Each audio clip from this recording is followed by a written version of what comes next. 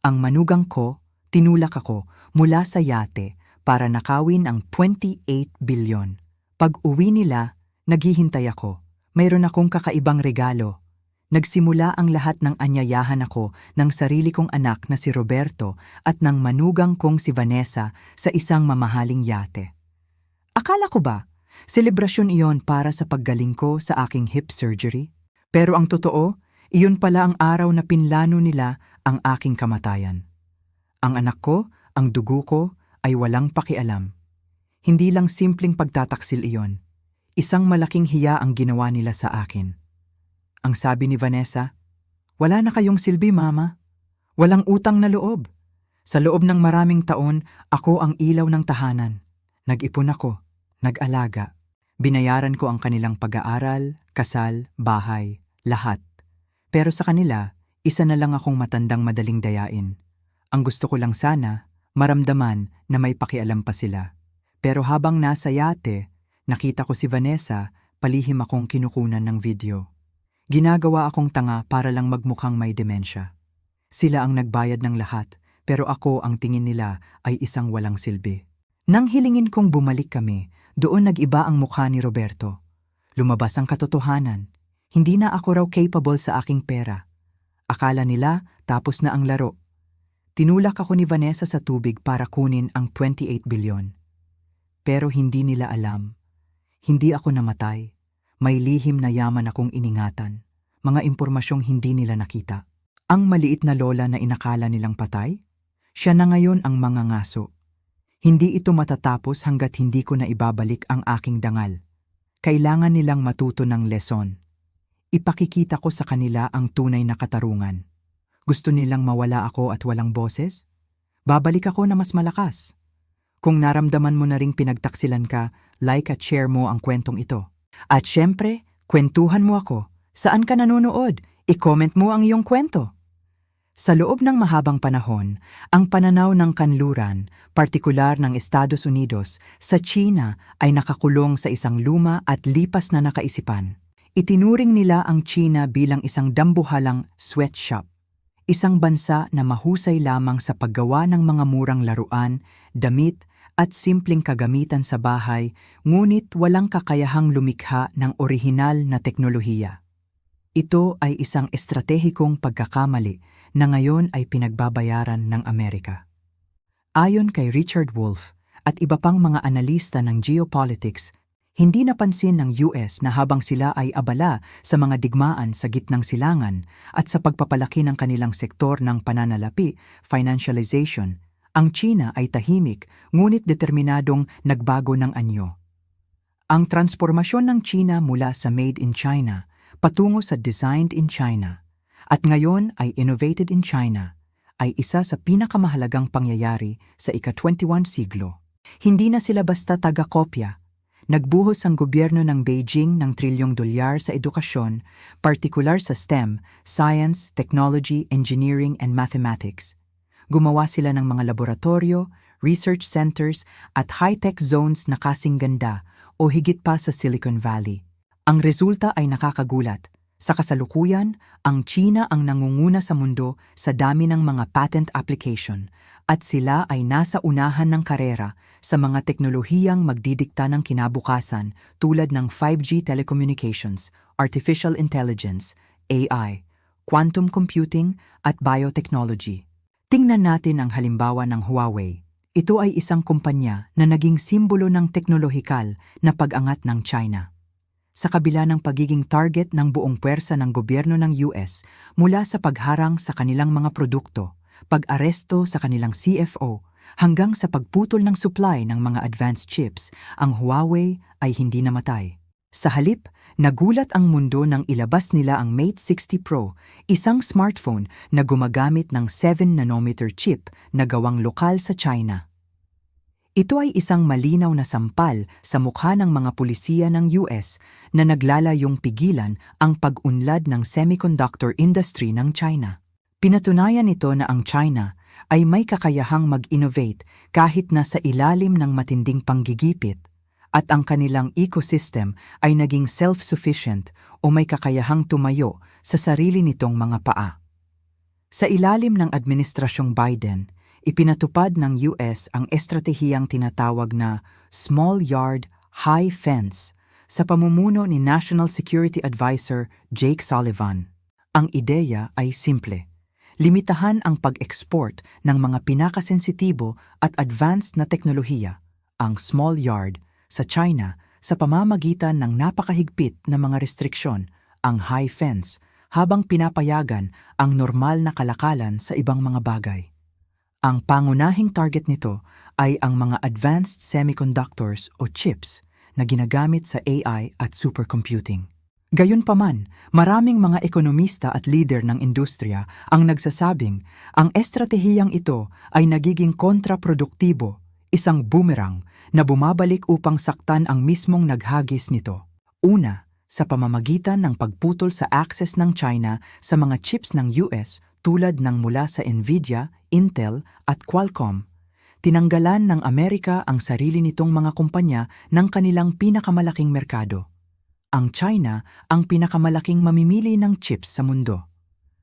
Kapag nawala ang kita mula sa China, bumababa ang revenue ng mga kumpanyang Amerikano. Dahil dito, nababawasan ang kanilang budget para sa research and development, R&D. Sa madaling salita, ang paghina ng benta ngayon ay nangangahulugan ng paghina ng inobasyon ng Amerika bukas. Ikalawa, ang mga parusa, sanctions, ay nagsilbing pinakamabisang motibasyon para sa China. Kung noon ay kontento na ang mga kumpanyang Chino na bumili ng chips mula sa Amerika dahil ito ay madali at mas mura, ngayon ay napilitan silang bumuo ng sarili nilang supply chain dahil sa takot na maputulan ng supply. Ang tinatawag na de-risking ng Amerika ay nagtulak sa China na mag-de-Americanize ng kanilang teknolohiya. Sa halip na pabagalin ang China, ang mga pader na itinayo ng US ay nagpabilis pa sa pagbuo ng isang hiwalay at karibal na teknolohikal na mundo na hindi na kontrolado ng kanluran. Kung mayroong isang larangan kung saan malinaw na nakikita ang pagpapalit ng gwardya sa ekonomiya, ito ay sa sektor ng electric vehicles, EV at renewable energy. Habang ang mga higanteng kumpanya ng sasakyan sa Amerika tulad ng Ford at GM ay nagpupumilit pa ring baguhin ang kanilang mga linya ng produksyon mula sa internal combustion engines, ang China ay nakapagtatag na ng isang dominanteng posisyon na mahirap ng habulin. Ang kumpanyang BYD ng China ay kamakailan lamang naungusan ng Tesla bilang pinakamalaking tagagawa ng EV sa mundo. Ngunit hindi lang ito tungkol sa dami ng benta. Ang tunay na lakas ng China ay nasa vertical integration.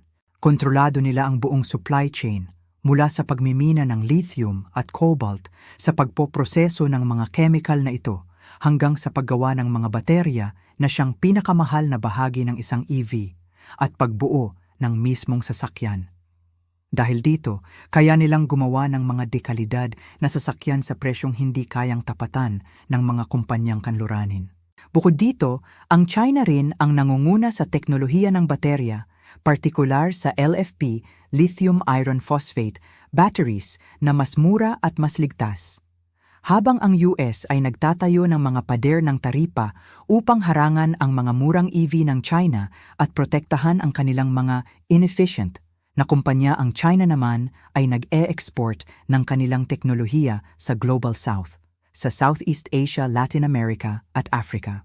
Ito ay hindi lamang negosyo, ito ay geopolitics. Sa pamamagitan ng pagiging pangunahing tagapagbigay ng solusyon sa climate change, solar panels, wind turbines, EVs, ang China ay nagiging kailangang-kailangan na kasosyo ng maraming bansa, habang ang US ay nagmumukhang proteksyonista at makasarili. Ang pandemya ng COVID-19 ay nagsilbing isang stress test para sa global economy, at dito lumabas ang matinding kahinaan ng modelo ng Amerika.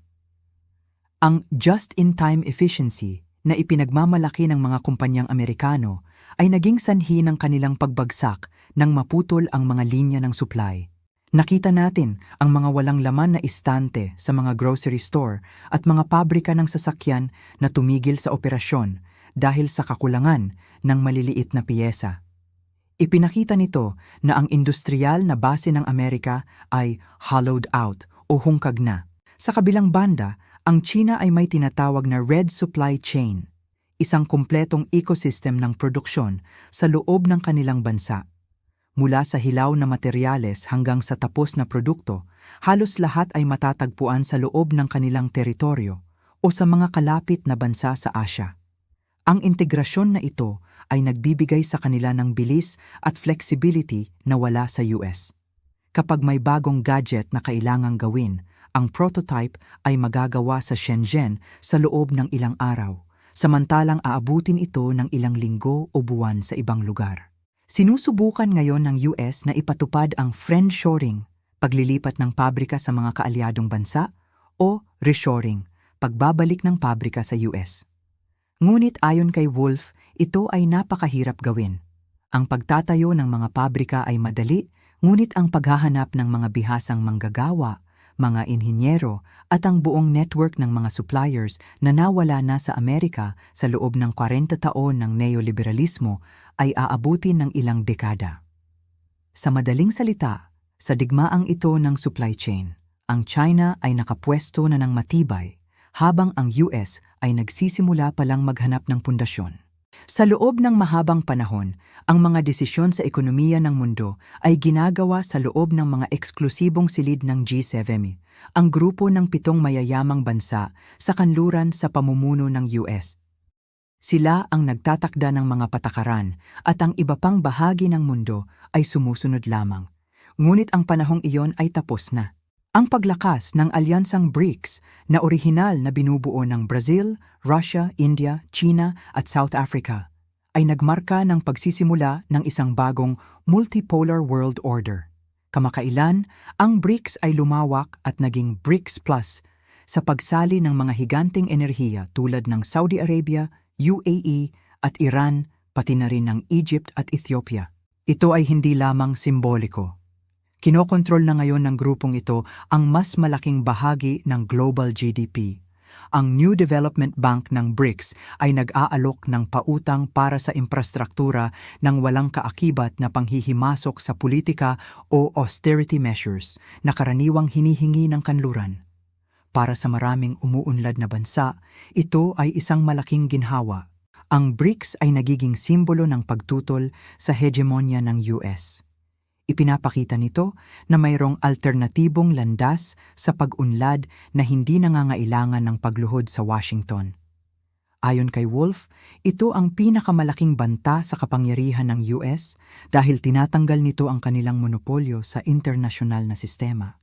Nang sumiklab ang kaguluhan sa Ukraine, inilunsad ng US at Europa ang tinaguriang Mother of All Sanctions laban sa Russia. Ang layunin ay wasakin ang ekonomiya ng Russia, pabagsakin ang ruble, at pilitin si Putin na sumuko sa loob ng ilang buwan. Pinutol nila ang Russia sa SWIFT system, kinumpiska ang kanilang foreign reserves at umalis ang mga kanluraning kumpanya sa Moscow. Sa papel, mukhang tiyak na ang pagbagsak ng Russia. Ngunit ano ang nangyari? Pagkalipas ng ilang taon, ang ekonomiya ng Russia ay hindi lamang nakaligtas, ito ay lumalago pa. Sa ilang aspeto ay mas mabilis pa kaysa sa mga ekonomiya ng Europa tulad ng Germany at UK. Paano ito nangyari? Dahil ang mundo ay hindi na sumusunod sa kumpas ng US. Ang Global South, ang India, China, Brazil, mga bansa sa Africa at gitnang silangan ay tumangging sumali sa mga sanksyon. Patuloy silang bumili ng langis, gas at pataba mula sa Russia. Ang naging epekto ay ang kabaligtaran ng inaasahan. Ang Europa ang nagdusa dahil sa pagtaas ng presyo ng enerhiya nang mawala ang murang gas ng Russia na nagdulot ng deindustrialization sa Germany. Samantala, natagpuan ng Russia ang mga bagong pamilihan sa Asia. Ang aral dito ay napakalinaw. Ang US ay wala ng kapangyarihang mag-utos sa buong mundo na ihiwalay ang isang bansa. Ang paggamit ng dolyar bilang sandata, weaponization of the dollar, ay nagdulot ng takot sa ibang bansa na nagtulak sa kanila na maghanap ng mga alternatibong sistema ng pagbabayad upang hindi sila matulad sa Russia balang araw. Sa halip na ipakita ang lakas ng US, ipinakita ng mga sanksyon ang limitasyon ng kanilang kapangyarihan. Isa sa mga haligi ng kapangyarihan ng dolyar ng US ay ang petrodollar system na itinatag noong 1970s. Ang kasunduan ay simple.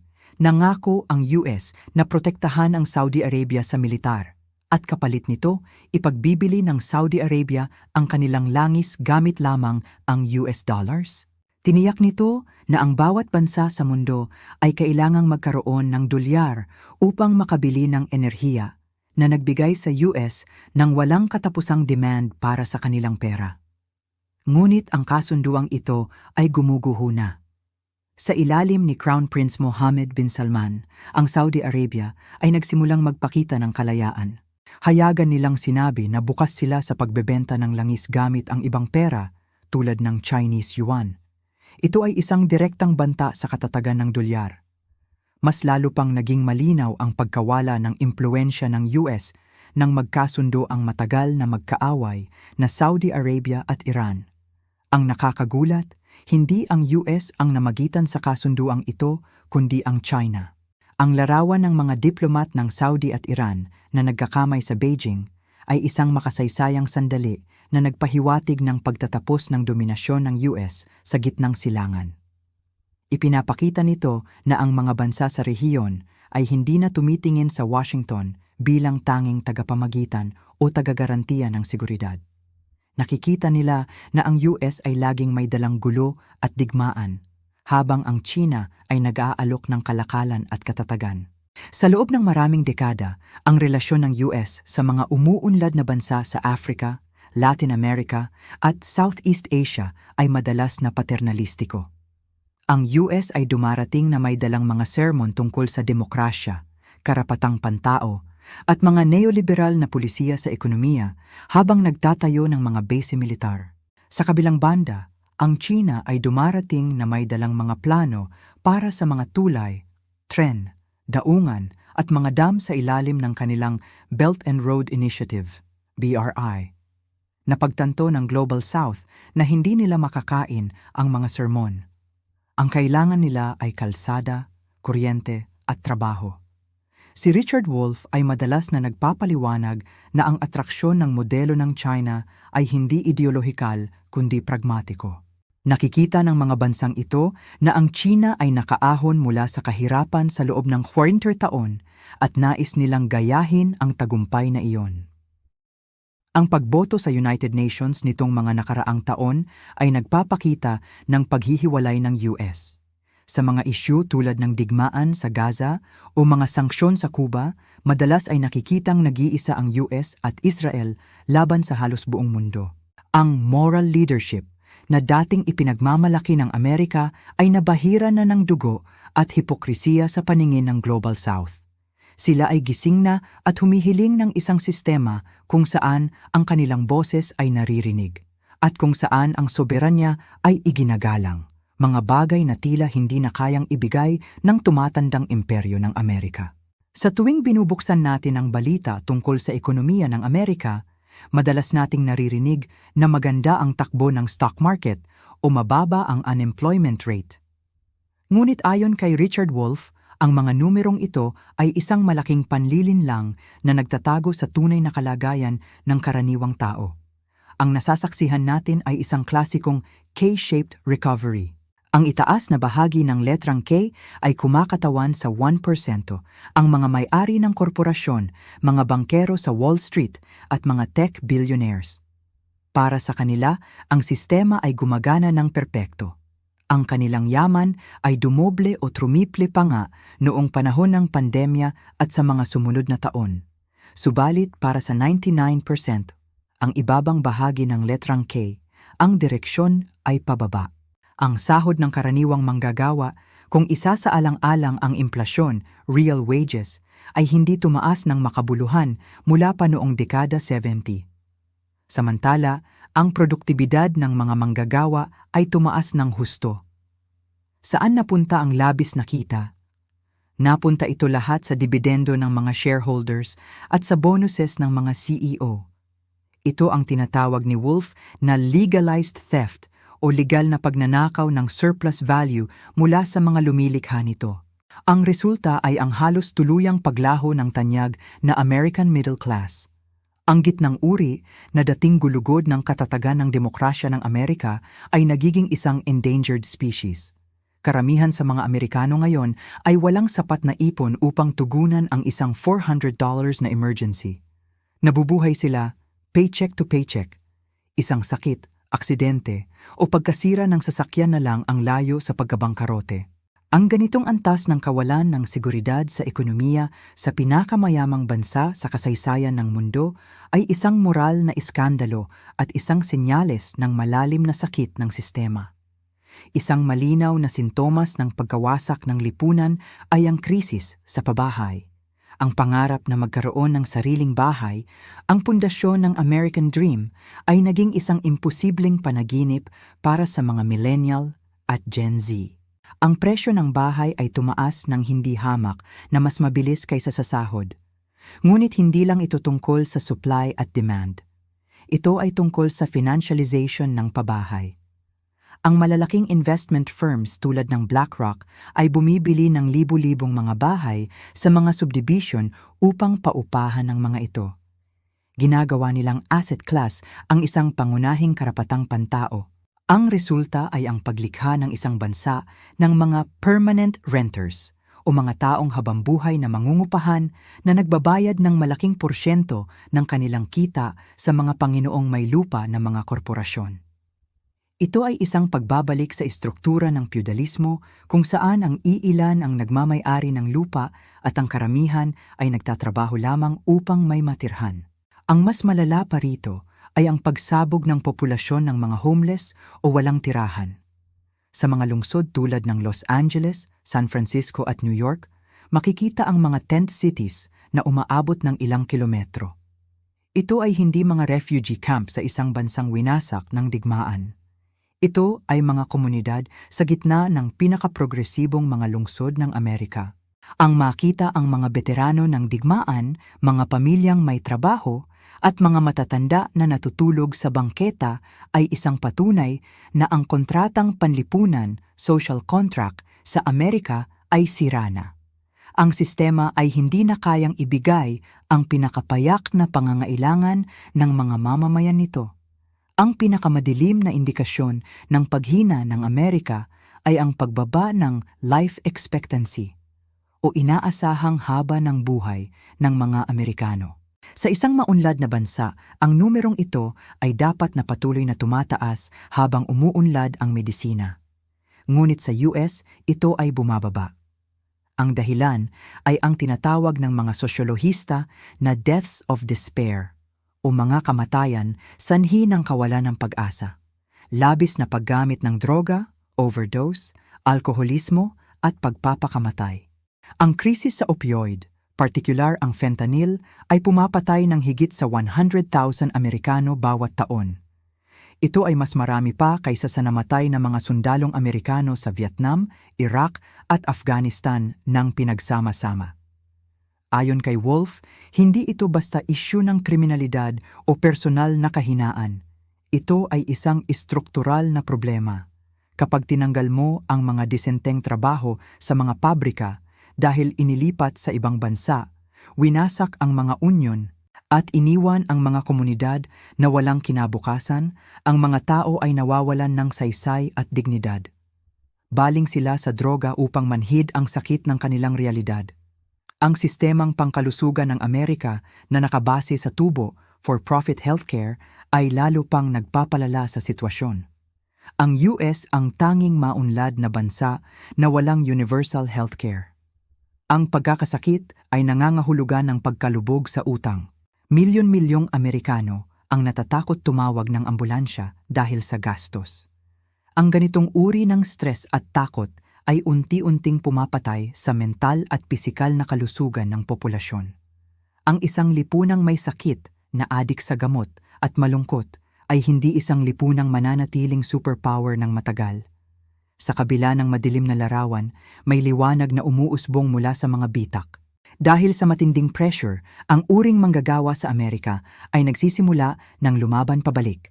Ang taong 2023 at 2024 ay tinaguriang taon ng mga welga. Nakita natin ang matagumpay na welga ng United Auto Workers, UAW, laban sa Big Three automakers, ang welga ng mga manunulat at aktor sa Hollywood, at ang pag-uunyon ng mga manggagawa sa Starbucks at Amazon. Ang mga manggagawa ay nagigising sa katotohanang class war ang nangyayari at matagal na silang natatalo dahil hindi sila lumalaban. Si Richard Wolff ay nakikita ito bilang isang kritikal na sandali.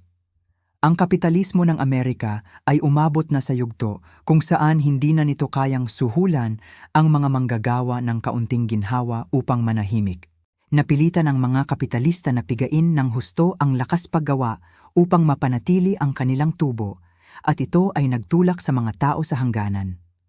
Ang bagong henerasyon ng mga lider manggagawa ay mas radikal at hindi takot na hamunin ang status quo. Hindi na sila humihingi lamang ng maliit na aumento. Humihingi sila ng bahagi sa tubo, ng 32-hour work week, at ng kasiguruhan sa trabaho sa harap ng AI. Ang internal na tunggalian na ito ay yayanig sa ekonomiya ng US sa mga susunod na taon. Habang ang gobyerno ay abala sa pakikipag-away sa China, ang tunay na laban ay nagaganap sa mga pagawaan, bodega at opisina sa loob mismo ng Amerika. Sa panlabas, ang politika sa Amerika ay tila isang matinding labanan sa pagitan ng dalawang magkaibang pananaw, ang mga Democrats, asul at Republicans, pula. Ang media ay puno ng sigawan, akusasyon at drama tungkol sa culture wars, issue ng gender, aborsyon, baril at libro.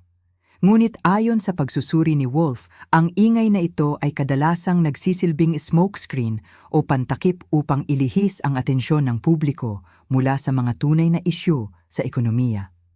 Sa mahahalagang isyu na nakakaapekto sa istruktura ng kapangyarihan at yaman, ang dalawang partido ay halos magkapareho.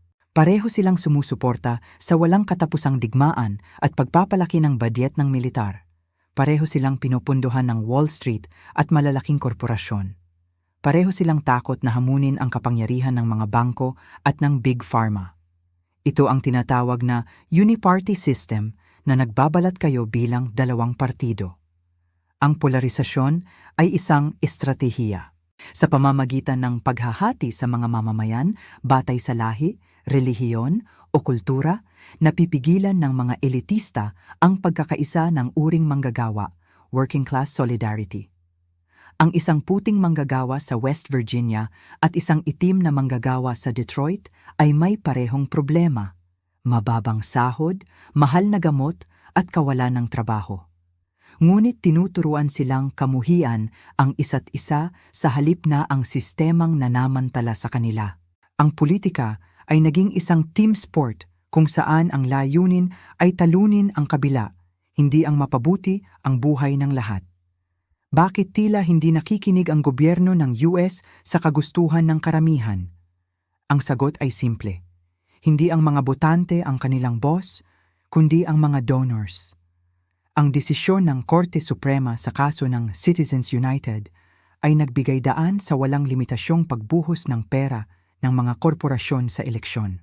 Sa Amerika, ang politika ay isang negosyo at kailangan mo ng milyon-milyong dolyar upang tumakbo sa pwesto. Dahil dito, ang mga politiko ay gumugugol ng mas maraming oras sa pakikipag-usap sa mga lobbyists at mayayamang donor kaysa sa kanilang mga nasasakupan. Ang sistema ng lobbying ay legal na panunuhol.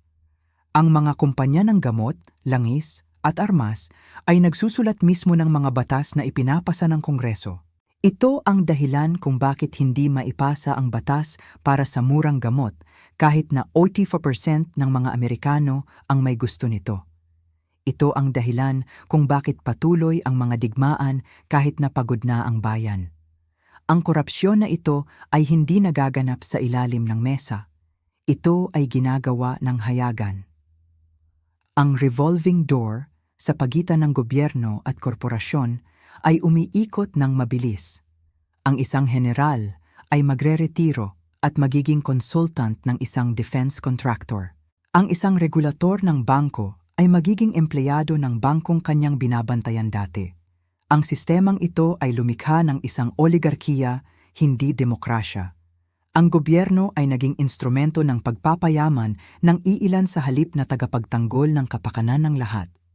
Isang nakakabahalang katangian ng kasalukuyang pamunuan ng Amerika ay ang edad ng mga nasa kapangyarihan. Ang US ay nagiging isang gerontocracy, isang gobyerno ng matatanda. Ang mga pangunahing leader, mula sa Pangulo hanggang sa mga leader ng Senado, ay kadalasang nasa edad 70 o 90 pataas. Bagamat ang edad ay may dalang karunungan, sa kaso ng pamunuan ng US, ito ay sumisimbolo sa pagiging out of touch o kawalan ng koneksyon sa realidad ng modernong mundo at ng mga kabataan. Ang mga lider na ito ay lumaki sa panahon ng Cold War at ang kanilang pananaw sa mundo ay nakatali pa rin sa nakaraan. Nahihirapan silang unawain ang bilis ng pagbabago ng teknolohiya tulad ng AI at social media at ang urgency ng climate change.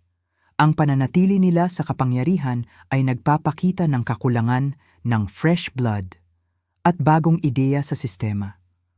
Ang mga kabataan ay nararamdamang wala silang representasyon, na ang kanilang kinabukasan ay dinedesisyonan ng mga taong hindi naaabutan ang mga epekto ng kanilang mga desisyon. Ang mga viral na video ng mga leader na natutulala, freezing, sa harap ng kamera, nadarapa o nagsasalita ng walang katuturan ay nagiging simbolo ng kahinaan ng bansa sa mata ng mundo. Mahirap para sa Amerika na ipresenta ang sarili bilang dinamiko at makabago kung ang mukha ng kanilang pamunuan ay nagpapakita ng matinding pagtanda at paghina ng kaisipan. Ang pinakapanganib na resulta ng lahat ng ito ay ang pagguho ng lehitimiya ng mga institusyon. Ang tiwala sa Kongreso, sa Korte Suprema, sa media at sa Pangulo ay nasa historical lows. Kapag ang mga tao ay naniniwala na ang sistema ay rigged o luto na, humihinto sila sa paggalang sa batas at sa proseso ng demokrasya. Ang insidente noong Enero 6 sa Kapitolyo ay hindi isang isolated na pangyayari kundi isang babala. Ang retorika ng karahasan ay nagiging normal. Ang mga estado ay nagsisimulang pag-usapan ang tungkol sa secession o paghihiwalay, gaya ng Texit sa Texas. Ang bansa ay nahahati sa dalawang magkaibang realidad na hindi na nag-uusap. Ang panganib ng balkanization o pagkawatak-watak ng Estados Unidos ay hindi na imposible. Si Richard Wolff at iba pang mga historiador ay nagpapaalala na ang mga imperyo ay hindi palaging bumabagsak dahil sa pananakop ng dayuhan. Kadalasan, sila ay nabubulok mula sa loob. Ang internal na hidwaan, ang kawalan ng kakayahang magkasundo, at ang pagkawala ng iisang layunin ay ang mga tunay na pumatay sa Roma, sa Soviet Union, at posibleng sa Estados Unidos din. Ang Amerika ay kasalukuyang nasa digmaan sa sarili nito, at ito ay isang digmaan na walang sinuman ang mananalo. Ang Estados Unidos ay gumagastos ng higit sa $800 bilyong bawat taon para sa kanilang militar. Isang halaga na mas malaki pa kaysa sa badyet ng susunod na 10 bansa na pinagsama-sama, kabilang ang China, Russia, India at Saudi Arabia. Sa unang tingin, ito ay tila simbolo ng walang kapantay na lakas. Ngunit tulad ng babala ni Richard Wolff, ang paggastos ng pera ay hindi garantiya ng tagumpay. Ang kasaysayan ay puno ng mga imperyong may mayayamang hukbo na natalo ng mas maliliit, ngunit mas determinadong puwersa. Ang tanong na bumabagabag sa mga eksperto sa Pentagon ay, saan napupunta ang lahat ng perang ito? Ang sagot ay nakakabahala. Malaking bahagi nito ay nilalamon ng burokrasya, sobrang mahal na teknolohiya na hindi gumagana ng maayos, at kita ng mga private defense contractors. Ang F-35 fighter jet program, halimbawa, ay tinatayang gagastos ng $1.7 trilyong sa buong buhay nito, ngunit patuloy itong dumaranas ng mga problema sa makina at software. Ito ay simbolo ng isang military-industrial complex na mas interesado sa kita kaysa sa pambansang seguridad. Bukod dito, ang record ng militar ng US sa nakalipas na mga dekada ay hindi nakakabilib. Mula sa Vietnam hanggang sa Iraq at Afghanistan, ang US ay nagpakita ng kakayahang manalo sa mga labanan, battles, gamit ang superior na firepower, ngunit paulit-ulit na nabibigo sa mga digmaan, wars. Ang magulong pag-alis sa Kabul noong 2021, kung saan nakita ng buong mundo ang mga desperadong Afghan na kumakapit sa mga eroplano ng US, ay naging isang makasaysayang larawan ng kahihiyan at kabiguan ng estratehiyang Amerikano. Ipinakita nito na ang trilyong dolyar at 20 taon ng okupasyon ay hindi nakabuo ng isang matatag na gobyerno o hukbo. Ang pinakamalaking banta sa militar ng US ngayon ay hindi ang mga missiles ng China o Russia, kundi ang kawalan ng mga sundalong Amerikano. Ang US Army, Navy at Air Force ay patuloy na nabibigo sa pag-abot ng kanilang recruitment goals.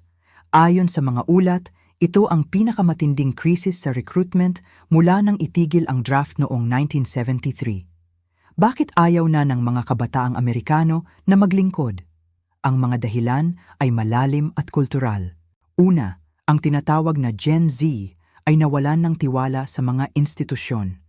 Nakita nila kung paano pinabayaan ng gobyerno ang mga veterano ng Iraq at Afghanistan, mga sundalong umuwing may pisikal at mental na trauma ngunit hindi nakatanggap ng sapat na tulong.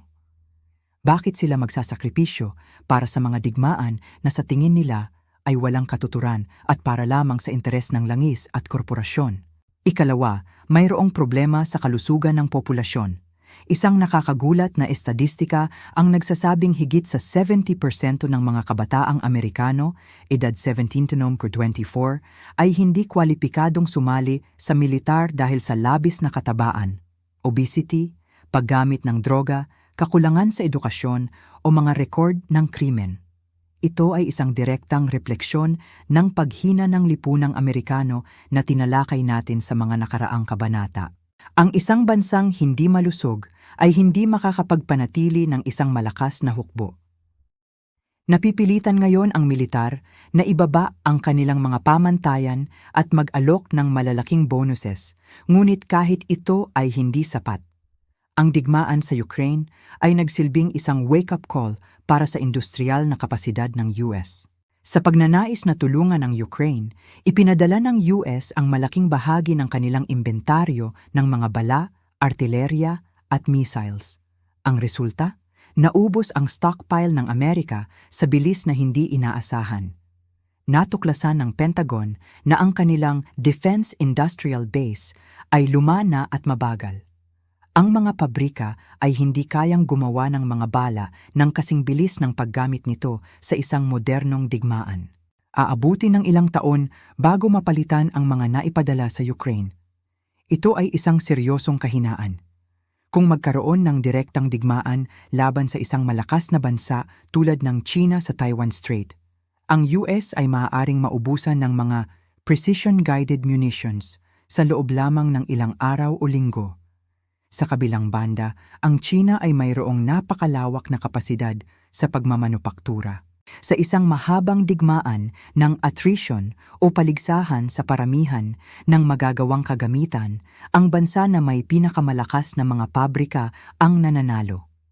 Tulad ng nangyari noong World War II kung saan tinalo ng US ang Germany at Japan dahil sa kanilang industriya, ngayon ay ang China naman ang nasa posisyong iyon.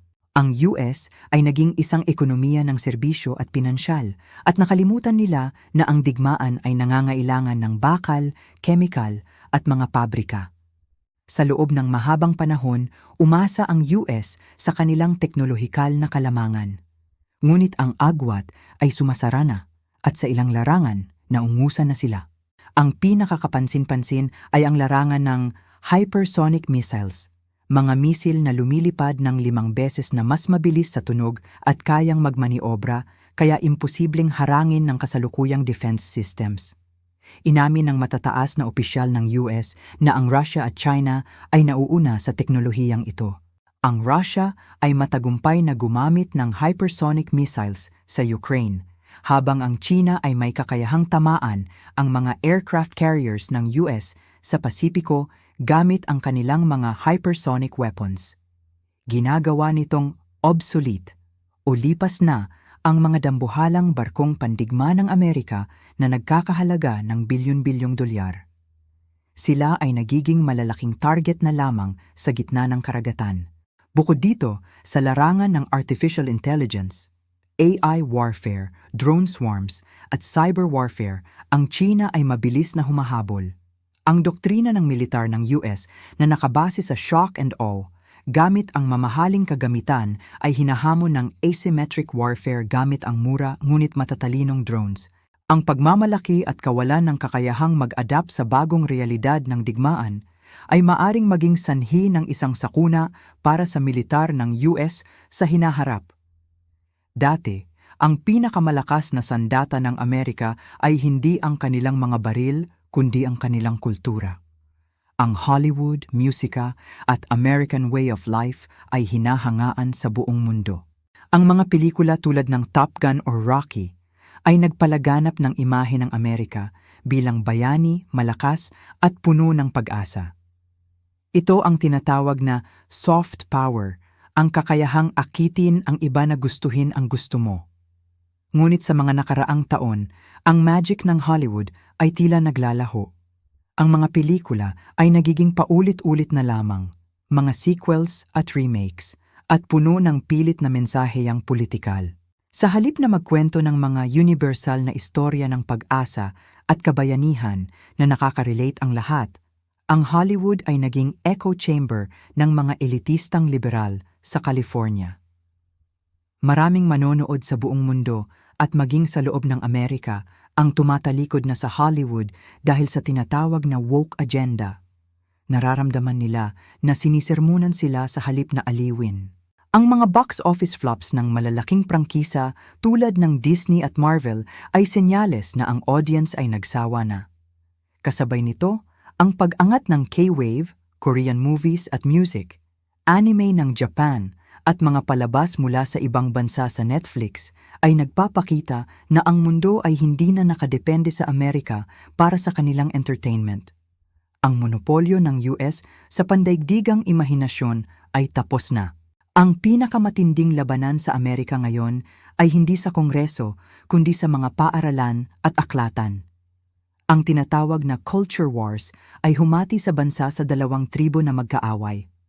Ang mga isyu tulad ng critical race theory, CRT, gender identity at LGBTQ+ rights ay naging mitsa ng matinding galit.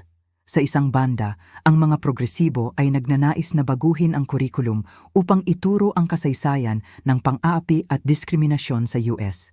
Sa kabilang banda, ang mga konserbatibo ay nakikita ito bilang pagtuturo sa mga bata na kamuhian ang kanilang sariling bansa at lahi. Ang resulta ay mga magulang na nagsisigawan sa mga school board meetings, pagbabawal ng mga libro, at mga gurong natatakot magturo. Ayon kay Wolf, ang kaguluhang ito ay sintomas ng isang lipunang nawalan ng shared values o iisang pagpapahalaga. Walang nagbubuklod sa mga Amerikano. Kapag ang isang bansa ay hindi magkasundo sa kung ano ang katotohanan, kung ano ang babae o lalaki, o kung ano ang kasaysayan ng kanilang bansa, nawawalan ito ng pundasyon. Ang internal na hidwaan na ito ay nagpapahina sa social cohesion na kailangan upang harapin ang mga panlabas na hamon. Ang mga kalaban ng US ay tumatawa habang pinapanood ang mga Amerikano na nag-aaway tungkol sa kung aling banyo ang dapat gamitin habang ang kanilang mga tulay ay bumabagsak at ang kanilang ekonomiya ay lumulubog. Ang Fourth Estate o ang malayang pamamahayag ay dapat na maging tagapagbantay ng demokrasya. Ngunit sa US, ang tiwala sa mainstream media ay nasa pinakamababang antas sa kasaysayan. Ang mga higanteng network tulad ng CNN, MSNBC at Fox News ay hindi na tinitingnan bilang tagapaghatid ng balita, kundi bilang mga propagandista ng kanilang mga partidong politikal. Ang media landscape ay naging tribal. Kung ikaw ay Democrat, manonood ka lang ng MSNBC at maniniwala na si Trump ay isang pasista. Kung ikaw ay Republican, manonood ka lang ng Fox News at maniniwala na si Biden ay isang komunista. Wala nang gitnang daan o common ground. Ang ganitong kapaligiran ay lumilikha ng mga mamamayang galit at misinformed. Bukod dito, ang pagsupil sa malayang pananalita, censorship, sa social media na madalas ay may basbas ng gobyerno, gaya ng nakita sa Twitter files, ay sumisira sa reputasyon ng Amerika bilang lupain ng kalayaan.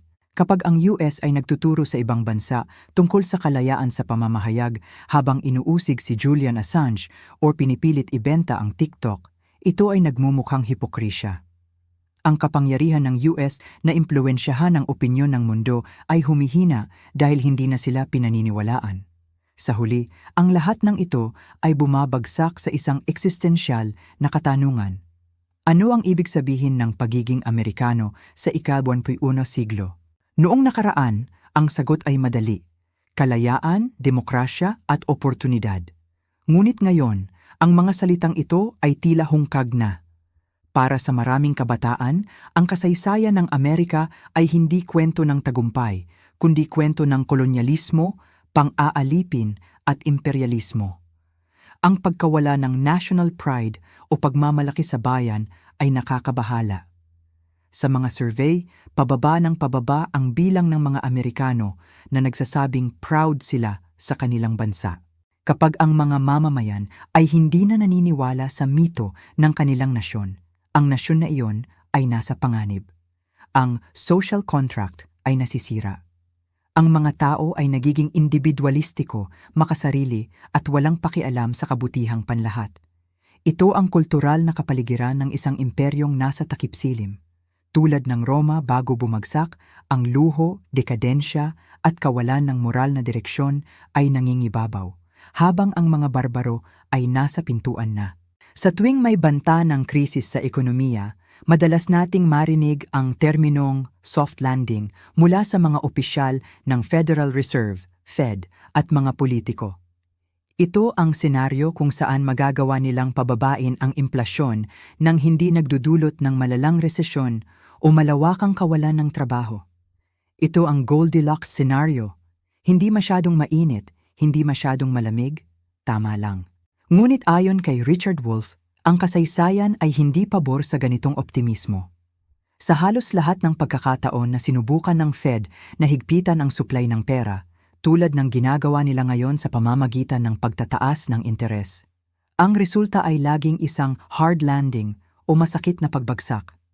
Ang problema ay ang ekonomiya ng US ay tulad ng isang adik na nasanay sa murang pera, low interest rates, sa loob ng mahigit isang dekada. Ang biglaang pagtanggal ng droga na ito ay nagdudulot ng matinding withdrawal symptoms. Nakita na natin ang mga unang senyales, ang pagbagsak ng Silicon Valley Bank at iba pang regional banks noong 2023. Ang mga bangkong ito ay bumagsak dahil ang kanilang mga hawak na bonds ay nawalan ng halaga nang tumaas ang interes. Ito ay simula pa lamang. Maraming kumpanya, lalo na sa sektor ng real estate at teknolohiya, ang tinatawag na zombie companies. Nabubuhay lang sila dahil sa utang. Kapag kailangan na nilang i-refinance ang kanilang utang sa mas mataas na interes, marami sa kanila ang babagsak na magdadala ng domino effect sa buong ekonomiya. Ang paniniwala sa soft landing ay isang uri ng psikolohikal na depensa. Gusto nating maniwala na kontrolado ng mga eksperto ang sitwasyon. Ngunit ang katotohanan ay ang Fed ay madalas na huli na sa balita, behind the curve. Noong 2021, sinabi nilang transitory lang ang implasyon. Nagkamali sila. Ngayon, sinasabi nilang maiiwasan ang resesyon. Malaki ang posibilidad na nagkakamali na naman sila. Ang tanong ay hindi kung babagsak ba ang eroplano, kundi kung gaano karaming pasahero ang makakaligtas. Isa sa pinakakatakot na posibilidad na tinatalakay ng mga ekonomista tulad ni Wolff ay ang panganib ng hyperinflation. Ito ay nangyayari kapag nawalan ng tiwala ang mga tao sa pera ng gobyerno at nagsimulang tumaas ang presyo ng napakabilis, hindi lang 5% o 10% bawat taon, kundi 50% bawat buwan. Bagamat tila imposible ito sa US, ang mga kondisyon para dito ay unti-unting nabubuo. Ang utang ng US ay nasa antas na hindi na kayang bayaran sa normal na paraan. Kapag dumating ang punto na walang gustong bumili ng US Treasury bonds, Dahil sa takot na hindi sila mababayaran, ang Fed ay walang ibang pagpipilian kundi ang maging buyer of last resort. Ibig sabihin, mag-iimprenta sila ng trilyon-trilyong dolyar upang bilhin ang sarili nilang utang. Ito ay tinatawag na monetizing the debt. Kapag binaha ang merkado ng bagong dolyar habang ang produksyon ng ekonomiya ay bumabagsak, ang halaga ng dolyar ay sisisid. Isipin ang nangyari sa Weimar Germany noong 1920s o sa Venezuela kamakailan. Ang mga tao ay nagdadala ng sako-sakong pera para lang bumili ng tinapay.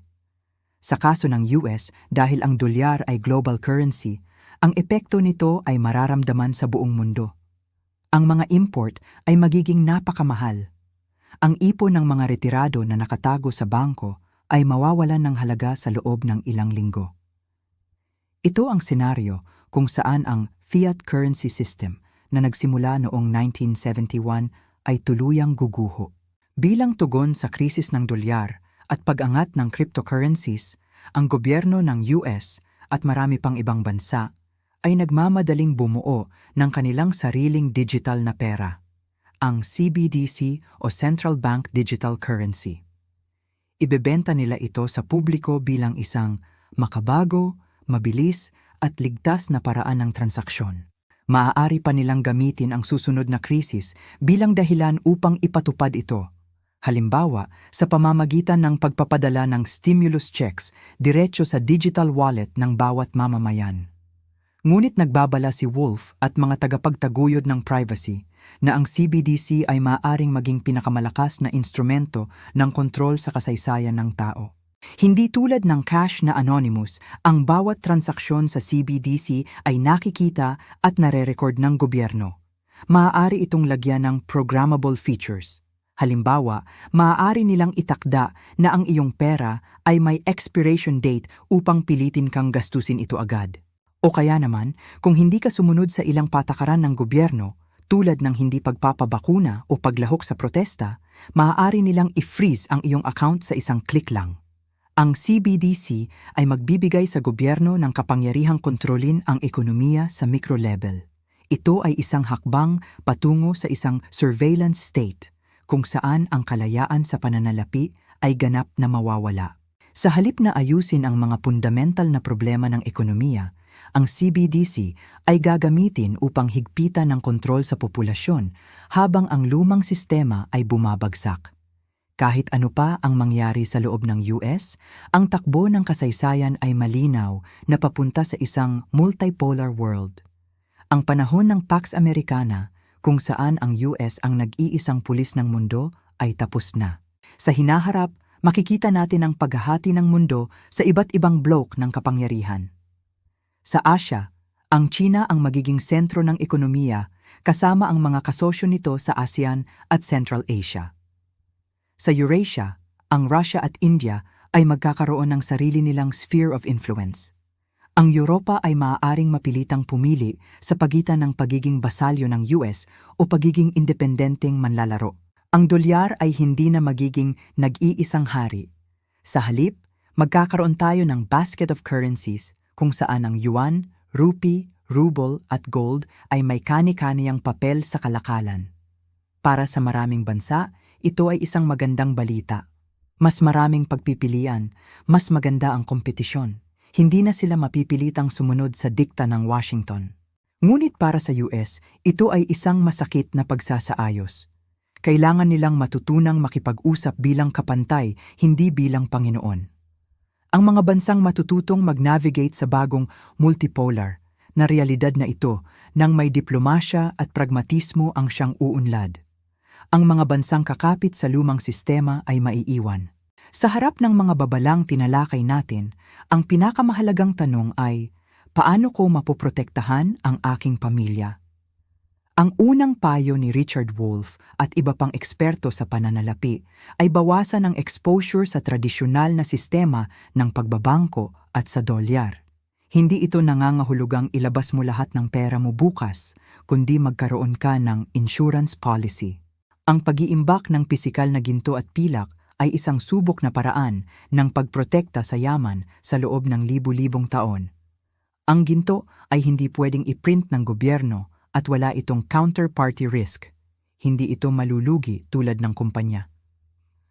Sa panahon ng hyperinflation, ang ginto ang nagiging tunay na pera. Ang Bitcoin at cryptocurrencies ay isa pang alternatibo.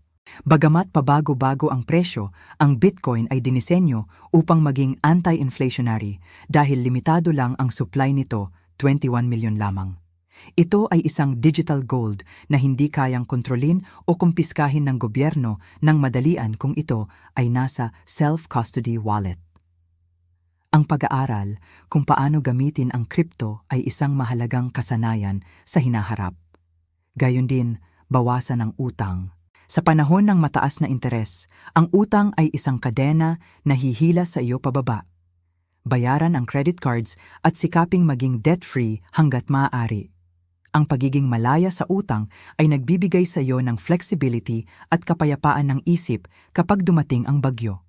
Sa panahon na ang pera ay nawawala ng halaga, ang mga tunay na bagay ay tumataas ang halaga. Bukod sa ginto, ang lupa, pagkain, tubig at enerhiya ay mga pangunahing pangangailangan na laging may demand. Kung may kakayahan ka, bumili ng lupa sa probinsya na pwedeng taniman. Mag-stock ng pagkain na hindi madaling masira, canned goods, bigas, beans, na tatagal ng ilang buwan. Ito ay hindi pagiging paranoid, ito ay pagiging handa. Ang pagkain ay magiging mas mahalaga kaysa sa ginto kung gutom ang lahat. Ngunit ang pinakamahalagang asset na hindi mananakaw sa iyo ay ang iyong kasanayan o skills. Sa isang bumabagsak na ekonomiya, ang mga trabahong white-collar sa opisina tulad ng marketing, HR, middle management, ang unang nawawala. Ang mga kasanayang mananatiling mahalaga ay ang mga praktikal na bagay, karpinterya, pagmemekaniko, pagtatanim, pagluluto, pananahi, first aid, at pag-aayos ng mga bagay. Tanungin ang sarili, kung mawalan ako ng trabaho bukas at bumagsak ang internet, ano ang pwede kong gawin para maging kapaki-pakinabang sa aking komunidad? Ang pagiging isang producer sa halip na consumer lamang ang susi sa kaligtasan. Matutong magkumpuni sa halip na bumili ng bago. Matutong gumawa ng sariling pagkain. Ito ang tunay na yaman. Ang ideya ng rugged individualism o ang pagiging nag-iisang lobo na kayang mabuhay mag-isa sa gubat ay isang pantasya ng Hollywood. Sa totoong krisis, ang mga taong nag-iisa ay namamatay. Ang mga taong may grupo ay nabubuhay. Ang pinakamalakas na depensa laban sa pagbagsak ng lipunan ay ang pagkakaroon ng matibay na komunidad. Kilalanin ang iyong mga kapitbahay. Bumuo ng mga network ng tulungan. Sino sa inyo ang doktor? Sino ang marunong magkumpuni ng gripo? Sino ang may balon ng tubig? Sino ang may mga baril para sa seguridad? Ang pagbuo ng local economy at barter system ay magiging kritikal kapag ang pambansang sistema ay nasira. Huwag umasa na darating ang gobyerno para iligtas ka. Nakita natin sa bagyong Katrina o sa pandemya na ang gobyerno ay mabagal at madalas ay inutil sa panahon ng kalamidad. Ikaw at ang iyong mga kapitbahay ang first responders ng isa't isa. Ang pagbuo ng tiwala at relasyon ngayon ay magbabayad ng malaki sa hinaharap. Ang pakikisama at bayanihan ay hindi lang mga magagandang salita. Sila ay estratehiya para sa survival. Higit sa lahat, ang paghahanda ay hindi lang pisikal, kundi mental at espiritual. Ang pagbagsak ng isang imperyo ay nakaka-stress at nakakatakot. Madaling mahulog sa depression, galit o kawalan ng pag-asa. Ang mental resilience o katatagan ng isip ay kasing halaga ng pagkakaroon ng pagkain. Tanggapin ang katotohanan na ang mundo ay nagbabago. Ang normal na nakasanayan natin ay hindi na babalik. Sa halip na magreklamo o matakot, ituon ang enerhiya sa mga bagay na kaya mong kontrolin. Patayin ang TV at bawasan ang paggamit ng social media na puno ng negatibong balita. Magbasa ng mga libro tungkol sa kasaysayan at pilosopiya, stoicism halimbawa, upang maunawaan na ang mga paghihirap ay bahagi ng buhay ng tao at nalampasan na ito ng ating mga ninuno. Hanapin ang iyong purpose o layunin. Bakit mo gustong mabuhay? Para sa iyong mga anak? Para sa iyong pananampalataya? Para sa pagtulong sa iba? Ang pagkakaroon ng malalim na dahilan ay magbibigay sa iyo ng lakas na bumangon araw-araw kahit gaano kadilim ang paligid. Ang krisis ay hindi lamang katapusan, ito rin ay simula. Ito ay pagkakataon upang bumuo ng isang buhay na mas simple, mas makabuluhan, at mas konektado sa mga tunay na mahalaga. Tulad ng sinabi ni Richard Wolff, ang sistema ay maaaring mamatay, ngunit ang sangkatauhan ay magpapatuloy. Nasa atin ang pagpapasya kung anong uri ng mundo ang ating itatayo sa mga abunang luma. Natahimik ang buong kwarto. Parang huminto ang ikot ng mundo sa sandaling iyon. Ang boses ni Torres, ang pag-amin niya, ay nakabitin pa rin sa hangin. Mabigat, nakakasakal. At pagkatapos, bigla na lang bumukas ang mga pinto. Kumabog ng malakas ang dibdib ko. Sa isang iglap, napuno ang bahay ng mga ahente ng NBI. Mabilis ang kanilang kilos, determinado, walang sinayang na oras. Nakita ko ang gulat sa mga mata ni Torres. Hindi siya makapaniwala. Ang akala niya ay hawak niya ang lahat sa leeg. Ang akala niya ay siya ang hari. Pero sa pagkakataong ito, siya ang daga na nahuli sa sarili niyang bitag. Agad siyang pinusasa ng mga ahente. Hindi ako gumalaw sa kinatatayuan ko. Pinapanood ko lang sila. Hinihingal ako, hindi dahil sa pagod, kundi dahil sa halo-halong emosyon na nararamdaman ko. Tapos na. Sa wakas, tapos na. Sa kabilang dako naman, nakita ko sila, si David at si Vanessa. Ang mga taong pinagkatiwalaan ko, ang mga taong itinuring kong kadugo, inilalabas na sila ng mga ahente. Nakayuko si David, hindi siya makatingin sa akin. Marahil ay hiya, o baka takot, o baka naman panghihinayang dahil nahuli sila. Si Vanessa naman ay umiiyak, malakas ang hagulgol niya, humihingi siya ng tawad, sigaw siya ng sigaw. Patawad po! Patawad po! Ang sakit pakinggan, parang tinutusok ang puso ko. Gusto ko silang lapitan, gusto ko silang tanungin, bakit? Bakit ninyo ito nagawa? Kulang pa ba ang ibinigay ko? Kulang pa ba ang pagmamahal? Pero nanatili ang mga paa ko na nakapako sa sahig. Alam ko na sa sandaling iyon, wala na akong magagawa para sa kanila. Sila ang pumili ng landas na ito. Sila ang nagdesisyon na ipagpalit ang dangal at pamilya para sa pera. Pera. Dahil lang sa pera. Napakasakit isipin na ang halaga ng tiwala ay kayang tapatan ng salapi. Tumulong ako sa mga awtoridad. Ibinigay ko ang lahat ng ebidensya. Ang mga dokumento. Ang mga recording. Ang lahat ng nalalaman ko. Hindi naging madali ang mga sumunod na buwan. Araw-araw, kailangan kong harapin ang katotohanan. Araw-araw, kailangan kong tumestigo. Kailangan kong balikan ang bawat detalye ng panloloko nila. Pero ginawa ko ito, hindi para sa paghihiganti, kundi para sa hustisya, para sa katahimikan ng aking isipan, at para sa kaligtasan ng batang walang kamuwang-muwang. At dumating na ang araw ng paghuhukom. Nandoon ako sa loob ng korte. Tahimik ang lahat. Hinihintay ang desisyon ng hukom. Si David. Hinatulan siya ng 25 taon sa kulungan. 25. Isang napakahabang panahon, halos kalahati ng buhay ng isang tao. Doon niya uubusin ang kanyang lakas. Doon niya pagsisisihan ang kanyang kasakiman. Si Vanessa naman, 20 taon. 20 taon na malayo sa layaw. Malayo sa marangyang buhay na pangarap niya. At si Miranda Torres, ang utak ng lahat ng ito, ang taong walang konsensya, habang buhay na pagkakakulong. Wala nang laya, wala nang bukas sa labas ng rehas. Ito ang kabayaran sa lahat ng kasamaan niya, sa lahat ng buhay na sinira niya. Nang ibaba ang hatol, huminga ako ng malalim, isang napakalalim na hininga. Pakiramdam ko ay nabunutan ako ng tinik sa dibdib. Ang bigat na dinadala ko sa loob ng mahabang panahon ay biglang gumaan. Hindi ako masaya na makita silang nakakulong. Walang sinumang ina o lola ang magiging masaya na makita ang kanyang pamilya sa ganoong kalagayan. Pero payapa ako. Payapa ako dahil alam kong nanaig ang tama, nanaig ang katotohanan. Lumipas ang mga araw, bumalik ang katahimikan sa aking bahay. Pero hindi na ito ang nakabibinging katahimikan ng kalungkutan. Iba na ito. Ito ay katahimikan ng kapayapaan. At ang pinakamahalaga sa lahat, hindi na ako nag-iisa. Tinitingnan ko ngayon ang batang natutulog sa aking bisig. Napakamo ng kanyang mukha, napakaliit ng kanyang mga kamay. Wala siyang kamalay-malay sa gulo na pinagdaanan namin. Wala siyang alam sa kasamaan ng mundo. Ang batang ito, siya ang aking bagong pag-asa. Sa tulong ng korte at ng DSWD, naayos ko ang lahat. Legal ko na siyang inampon. Siya na ngayon ang aking anak, ang aking apo, ang aking pamilya. Pinangalanan ko siya ng may pagmamahal. Robert Sarah Harrison. Robert, galing sa pangalan ng kanyang lolo, isang lalaki na marangal, matapang, at mapagmahal.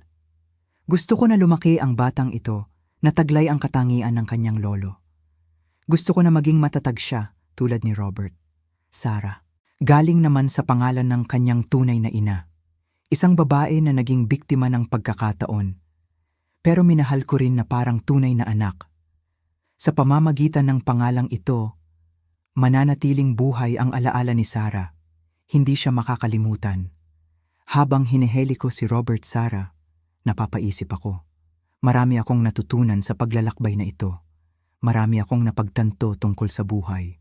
Noon, akala ko, ang pamilya ay tungkol lamang sa dugo.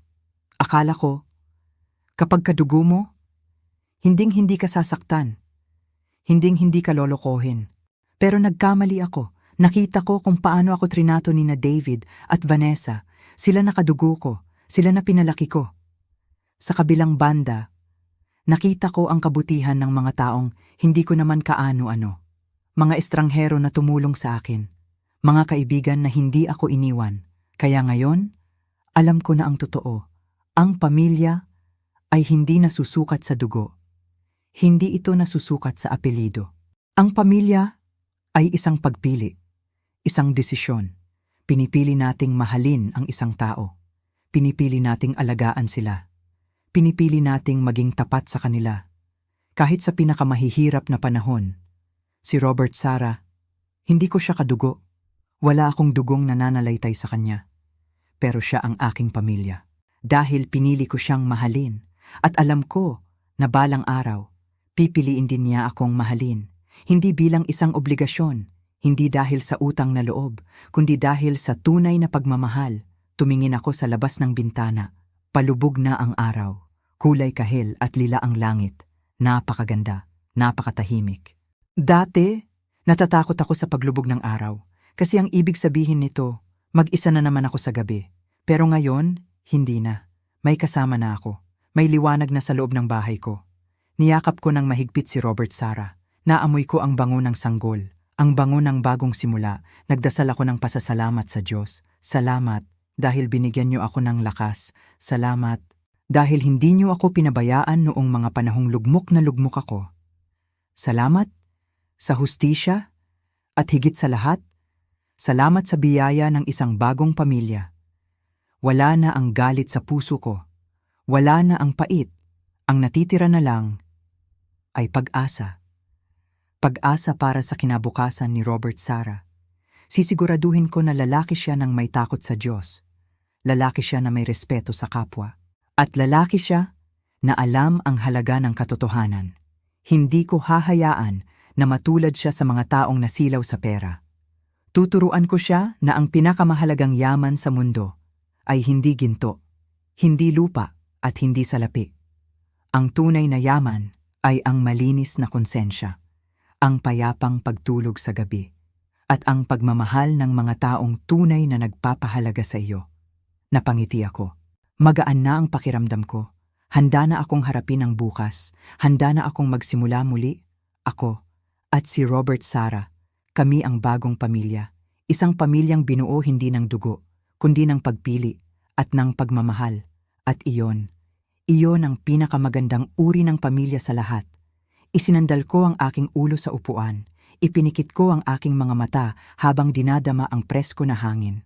Payapa na ang lahat. Salamat sa Diyos. Payapa na.